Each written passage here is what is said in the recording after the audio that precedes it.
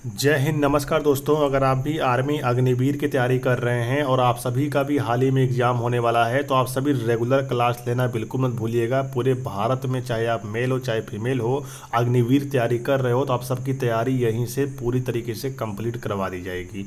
चलिए, आज की क्लास के हमारा पहला क्वेश्चन निकल के आ रहा है जिसमें पूछ रहा है कि नोबेल पुरस्कार प्राप्त करने वाले प्रथम भारतीय कौन थे। नोबेल पुरस्कार प्राप्त करने वाले प्रथम भारतीय पूछ रहा है, ठीक है। तो आप सभी का राइट आंसर हो जाएगा रविंद्रनाथ टैगोर। रविंद्रनाथ टैगोर जी ने भारत में सर्वप्रथम नोबेल पुरस्कार प्राप्त किया था, ठीक है।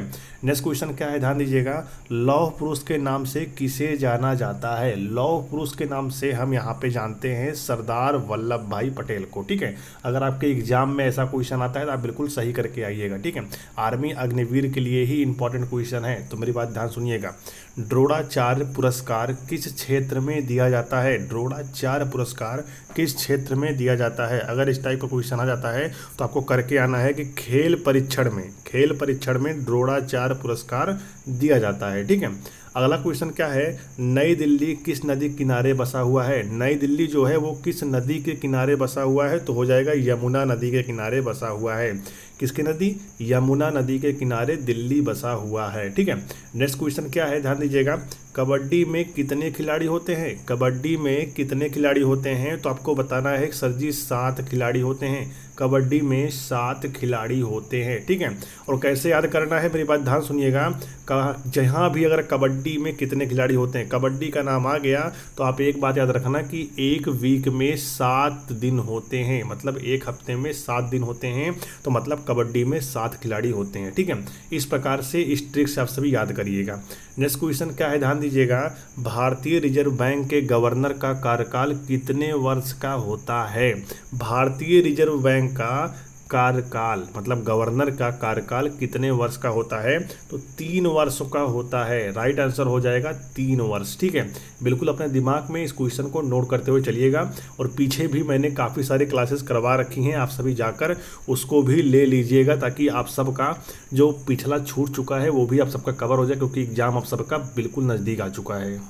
अभी देखिए, नेक्स्ट क्वेश्चन आप सबके सामने आ चुका है। नेक्स्ट क्वेश्चन पूछ रहा है भारत की स्पेस एजेंसी इसरो, जिसे बोलते हैं ISRO, का पूरा नाम क्या है। तो इसका पूरा नाम हो जाएगा इंडियन स्पेस रिसर्च ऑर्गेनाइजेशन। क्या हो जाएगा, इंडियन स्पेस रिसर्च ऑर्गेनाइजेशन। इसका शॉर्ट फॉर्म होता है ESRO, जिसे बोलते हैं इसरो, ठीक है। ये आप सभी का राइट आंसर हो जाएगा, इसको आप सभी दिमाग में बैठाते चलिएगा। नेक्स्ट क्वेश्चन है हरियाणा की राजधानी कहाँ पर है। तो हरियाणा की राजधानी भाई चंडीगढ़ में है। बिल्कुल सिंपल क्वेश्चन है, आप सभी इसको याद करते हुए चलिएगा। आपके एग्जाम में आ गया तो आपको सही करके आना है। आर्मी अग्निवीर में ऐसे ही क्वेश्चन पूछे जाते हैं, अगर आप इसको अच्छे से पढ़ते हैं तो आपको याद रहेगा, ठीक है। नेक्स्ट क्वेश्चन क्या है, 1857 के विद्रोह के समय भारत का गवर्नर जनरल कौन था। 1857 का पूछ रहा है, ठीक है। 1857 समय भारत का गवर्नर जनरल कौन था, तो लॉर्ड कैनिंग हो जाएगा। ये क्वेश्चन आप सभी बहुत बार पढ़ भी चुके होंगे, ठीक है। लॉर्ड कैनिंग आप सभी का राइट आंसर हो जाएगा। नेक्स्ट क्वेश्चन क्या है, शिव कुमार शर्मा का संबंध किस वाद्य यंत्र से है। ये वाद्य यंत्र वाला क्वेश्चन बहुत सारा पूछा जाता है पेपर में, ठीक है। तो शिव कुमार शर्मा का संबंध किस वाद्य यंत्र से है, तो संतूर वाद्य यंत्र। क्या हो जाएगा, संतूर वाद्य यंत्र से संबंधित है, ठीक है। नेक्स्ट क्वेश्चन क्या है, ध्यान दीजिएगा। नेक्स्ट क्वेश्चन पूछ रहा है चंद्रयान 3 के लॉन्च होने और दक्षिणी ध्रुव तक पर पहुंचने का टाइम है।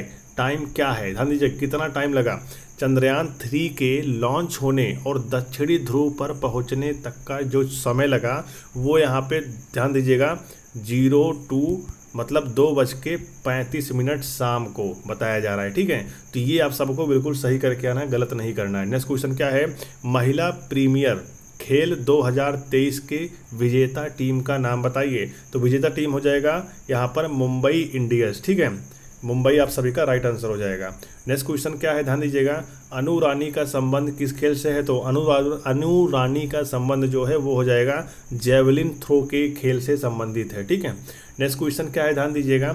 रक्षा अनुसंधान एवं विकास संगठन DRDO, जिसे बोलते हैं डिफेंस रिसर्च डेवलपमेंट ऑर्गेनाइजेशन, ठीक है, के नए अध्यक्ष कौन बने।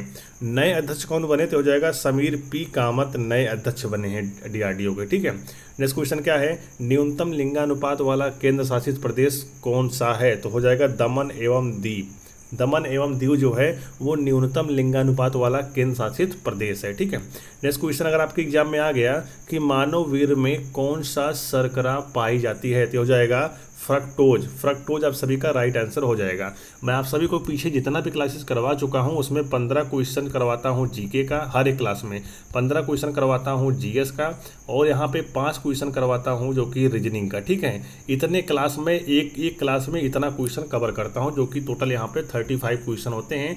और इस क्लास में अगर आपको पास होना है, या फिर मेरे पीछे कितने सारे इस चैनल पर क्लास लिए गए हैं, अगर आपको हर एक क्लास में पास होना है तो हर एक क्लास में आपको 35 में से 20 नंबर यहाँ पे लाना बिल्कुल अनिवार्य है। मतलब कि यहाँ पे 35 क्वेश्चन में से आपको 20 क्वेश्चन करना बिल्कुल अनिवार्य है। ठीक है, नेक्स्ट क्वेश्चन क्या है, निम्न में से दीर्घ मात्रिक खनिज तत्व है, तो हो जाएगा उपरोक्त सभी। ठीक है, निम्न में से दीर्घ मात्रिक खनिज तत्व कौन सा है, तो यहाँ पे कैल्शियम भी है, मैग्नीशियम भी है और पोटेशियम भी है। नेक्स्ट क्वेश्चन क्या है, जल का अवशोषण किस भाग में होता है, जल का अवशोषण जो है वो किस भाग में होता है, तो हो जाएगा बड़ी आंत में होता है। जल का अवशोषण बड़ी आंत में होता है। नेक्स्ट क्वेश्चन क्या है, हड्डियों को मजबूत बनाने वाला तत्व, हड्डियों को मजबूत बनाने वाला जो तत्व है वो हो जाएगा कैल्शियम। कैल्शियम आप सभी का बिल्कुल राइट आंसर हो जाएगा।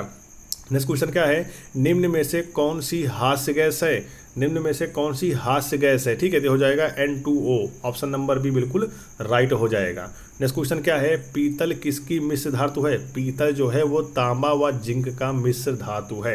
आपके आर्मी पेपर में जीके जीएस और रीजनिंग मैथ सारे क्वेश्चन आते हैं, तो सारी तैयारी आप सबकी इस चैनल के माध्यम से करवाई जाती है। चैनल को सब्सक्राइब करते हुए चलिएगा आप सभी।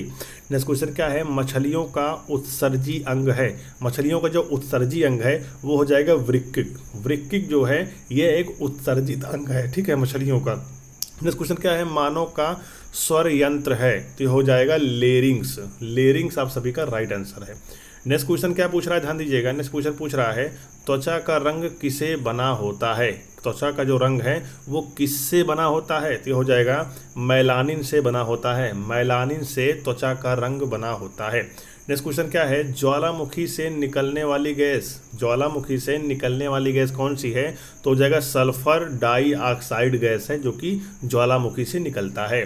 नेक्स्ट क्वेश्चन क्या है, ध्यान दीजिएगा, पूछ रहा है लोहे को जंग से बचने, ध्यान दीजिएगा यहाँ पे पूछ रहा है लोहे को जंग से बचाने हेतु किसकी पर चढ़ाई की जाती है। यहाँ पूछ रहा है बचने हेतु किसकी पर चढ़ाई की जाती है, तो जस्ता की चढ़ाई की जाती है। ठीक है, नेक्स्ट क्वेश्चन क्या है, कार्बन का अस्थाई अपरूप है, कार्बन का अस्थाई अपरूप क्या हो गया, ग्रेफाइट हो जाएगा। ग्रेफाइट आप सभी का बिल्कुल राइट आंसर हो जाएगा।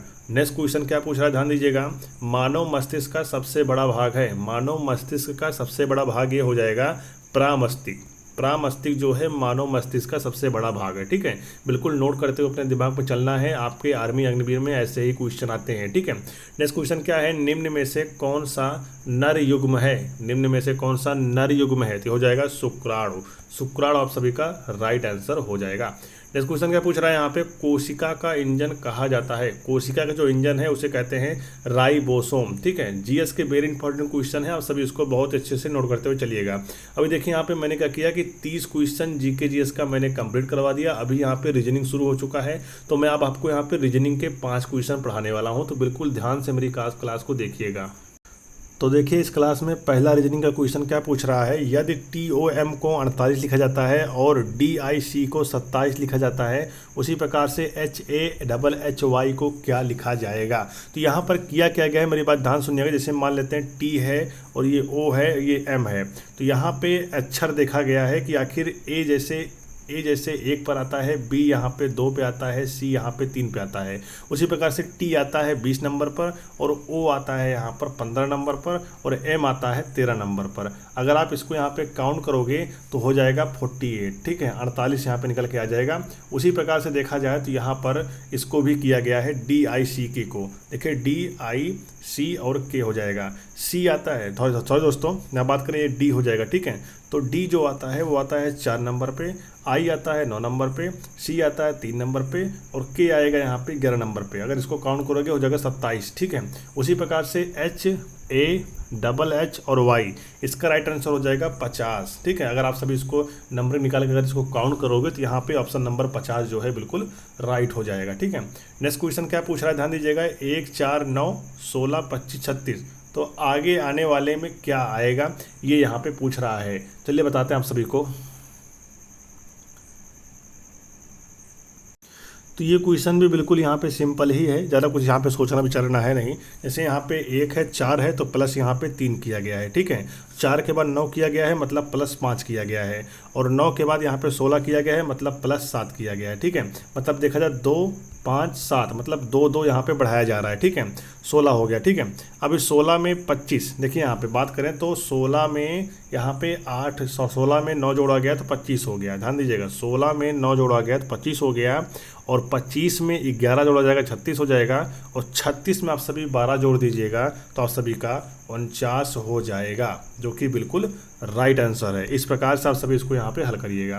नेक्स्ट क्वेश्चन क्या पूछा है, ध्यान दीजिएगा कि यदि एक कोड भाषा में POPULARITY को ये लिखा जाता है। ठीक है, उसके बाद यहाँ पर पूछ रहा है के रूप में लिखा जाता है, तो उसी भाषा में एजुकेशन को क्या लिखा जाएगा, EDUCATION, एजुकेशन को क्या लिखा जाएगा। आखिर यहाँ पे क्या दिमाग लगाया गया है, चलिए हम इसके बारे में जान लेते हैं। इसमें भी बहुत बड़ा मेथड नहीं लगाया गया है। देखे जाए यहाँ पे जैसे P है तो यहाँ पर Q है, मतलब एक प्लस किया गया है तो एक यहाँ पर माइनस किया गया है। ठीक है, जैसे देखा जाए तो PQ। ठीक है, उसके बाद यहाँ पे देखा जाए POOP। ठीक है, ध्यान दीजिएगा, जैसे PQOP। ठीक है, उसके बाद यहाँ पे देखिए, फिर देखिए PQ, मतलब एक प्लस एक माइनस एक प्लस एक माइनस करके यहाँ पर उसी प्रकार से एजुकेशन का देखा जाए तो यहाँ पर ये ऑप्शन नंबर बी जो है बिल्कुल राइट आंसर हो जाएगा। ठीक है, उसी प्रकार से देखिए यहाँ पे नेक्स्ट क्वेश्चन क्या है, नीचे दी गई श्रृंखला में लुप्त पद ज्ञात कीजिए। लुप्त पद आखिर कौन सा है। देखिए स्टार को यहाँ पे इस प्रकार से लिखा गया है, तो मार्च को यहाँ पर क्या लिखा जाएगा, ये चीज़ें यहाँ पे पूछी गई हैं। ठीक है, देखिए यहाँ पे सब कुछ सामने आप सभी का, जैसे STAR। ठीक है, इसको कैसे लिखा गया है, ध्यान दीजिएगा। तो यहाँ पर देखिए क्या लिखा गया है, जैसे STAR है। ठीक है, तो यहाँ पर देखिए AS पहले लिख दिया गया है। इसका मतलब क्या है, मेरी बात ध्यान सुनिएगा। AS अगर पहले लिखा गया है तो इसका मतलब ये है कि पहला जो तीसरे अक्षर पर है उसे पहले पे लाना पड़ेगा। ठीक है, इस प्रकार से यहाँ पे समझाया गया है, मैं आपको समझा रहा हूँ। यहाँ पे सिर्फ बात करें तो एक्सचेंज किया गया है। ठीक है, जैसे यहाँ पे यस है तो एस यहाँ पे कर दिया गया, यहाँ पे टी है तो टी इधर कर दिया गया, ए को यहाँ पर सबसे आसान रख दिया गया और आर को यहाँ पर कर दिया गया। उसी प्रकार से जब आप सभी मार्क्स को करोगे तो ये ऑप्शन नंबर ए बिल्कुल राइट हो जाएगा, RMSA। ठीक है, उसी प्रकार से बढ़ते हैं नेक्स्ट क्वेश्चन की तरफ। नेक्स्ट क्वेश्चन क्या बोला है, ध्यान दीजिएगा। 26 30 36 44 और सामने यहाँ पर क्या आएगा ये पूछ रहा है। ठीक है, अगर हम इसको बहुत ही आराम समझते हैं तो यहाँ पर देखिएगा 26 में +4 करोगे तो हो जाएगा 30। ठीक है, और 30 में आप सभी +6 करोगे तो हो जाएगा 36। अभी देखिए यहाँ पे 4 हुआ फिर 6 हुआ, मतलब 4 में 2 जोड़ा गया 6 हुआ, 6 में 2 जोड़ोगे आप सभी कितना हो जाएगा, 8 हो जाएगा। ठीक है, तो अगर आप सभी 36 में 8 जोड़ोगे तो हो जाएगा 44। ध्यान दीजिएगा, 36 में 8 जोड़ोगे आप सभी तो कितना हो जाएगा, ध्यान दीजिएगा 44 हो जाएगा। ठीक है, अभी 8 जोड़ा गया, अब आप सभी 44 में 10 जोड़ोगे। ध्यान दीजिएगा, 44 में +10 करोगे, क्योंकि यहाँ पे 4 किया, यहाँ पे 6, यहाँ पे 8, अब यहाँ पे 10 करोगे, तो आप सभी जब 44 में 10 जोड़ोगे तो यहाँ पे हो जाएगा 54। ऑप्शन नंबर ए जो है बिल्कुल राइट हो जाएगा। इस प्रकार से मैंने आप इस वीडियो में टोटल 35 क्वेश्चन करवाए हैं। अभी आपने कितना क्वेश्चन सही किया है कमेंट बॉक्स में जरूर लिखिएगा, और इसी प्रकार से डेली क्वेश्चन पाने के लिए, डेली आप सभी इस प्रकार से पढ़ने के लिए चैनल को सब्सक्राइब कर सकते हैं, और आर्मी अग्निवीर की क्लासेस आप सभी को हमेशा इस चैनल के माध्यम से मिलती रहेगी। ठीक है, तो इसलिए आप सभी चैनल को सब्सक्राइब कर लीजिएगा और ढेर सारा प्यार आप सभी कमेंट बॉक्स में जरूर करिएगा, ताकि मैं आप सबके लिए डेली इस प्रकार से क्लास ला सकूं। 22 तारीख को आप सभी का एग्जाम है, तो एग्जाम के लिए आप सभी यहाँ पे मेहनत करते रहिए। सिलेक्शन आपका ही होगा, क्योंकि जो पढ़ता है उसी का यहाँ पे सिलेक्शन होता है। तो इसीलिए मैं यहाँ पे आप सबके लिए एक शेयर करना चाहता हूँ कि बिना कुछ के जय जयकार नहीं होती, कोशिश करने वालों की कभी हार नहीं होती। अगर आप आज आकर इस क्लास को पूरा पढ़े हो तो इसका मतलब ये है कि आपने कोशिश की है, तो इसलिए आपकी हार यहाँ पे नहीं होगी, जीत आपकी पक्की है। लेकिन आपको कंटिन्यू यहाँ पे पढ़ाई अपनी करनी पड़ेगी। ठीक है, तो चलिए फिर आज की क्लास हमारी यहीं तक थी। डेली आप सबको क्लास यहाँ पे मॉर्निंग में 7 बजे मिल जाती है। 7 बजे अगर मॉर्निंग में डेली क्लास मिलती है, इसका मतलब ये है कि आप सभी दिन में चाहे जब आकर मेरी क्लास को एक बार जरूर पढ़िएगा। ठीक है, क्योंकि वेरी इंपॉर्टेंट क्वेश्चन ही आप सबके लिए मैं लेकर आता हूँ। तो चलिए फिर मिलते हैं किसी नई भर्ती और नई जानकारी से, तब तक के लिए जय हिंद, जय भारत, वंदे मातरम।